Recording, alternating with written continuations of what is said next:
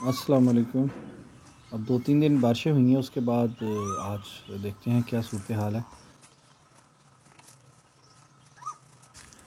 ये जो बैरो लगे हैं, तो यहाँ आके देखकर तो ये थोड़ी सी परेशानी हो गई है मुझे। ये देखें, ये पौधा तो बिल्कुल ख़त्म हो गया। इसका जो स्टेम है, तना है, वो उसको गल गया हुआ है किसी चीज़ से। या तो ये नमी ज़्यादा बर्दाश्त नहीं हुई, ये बारिशें हुई हैं, या इसके ऊपर कोई सुंडी का किसी कीड़े का अटैक है। देखना पड़ेगा कि ये क्या चक्कर है। तो इसके अलावा ये इसके साथ जो दूसरा पौधा है, उसमें भी ये प्रॉब्लम है कि ये माशाल्लाह से कितना ज़बरदस्त मैरो बना हुआ है इसमें।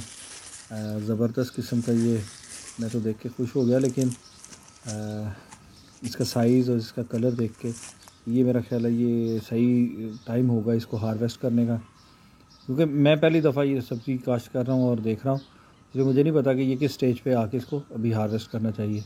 लेकिन इस पौधे के साथ इतना ज़बरदस्त जब ये लगा हुआ है फल, तो इसका तना भी जब मैंने देखा तो मैं हैरान रह गया हूँ कि ये भी ख़राब है।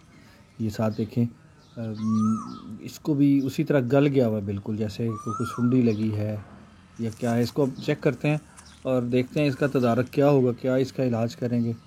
अदरवाइज़ तो माशाल्लाह पौधे की हेल्थ, पत्ते, हर चीज़ A1 है।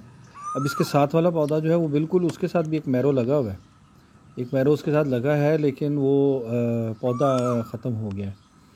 तो देखते हैं, अब ये ना हो कि ये इस पौधे को भी ख़त्म कर दे। तो इसको चेक करते हैं, अगर तो इसको ख़त्म करना हुआ तो फिर इसकी स्टेम को हम काट देंगे, क्योंकि इसके साथ फूल निकले हुए नीचे से। तो ये ख़राब वाला हिस्सा इसको हम इसको अलग कर देते हैं ताकि बाकी पौधा बच जाए।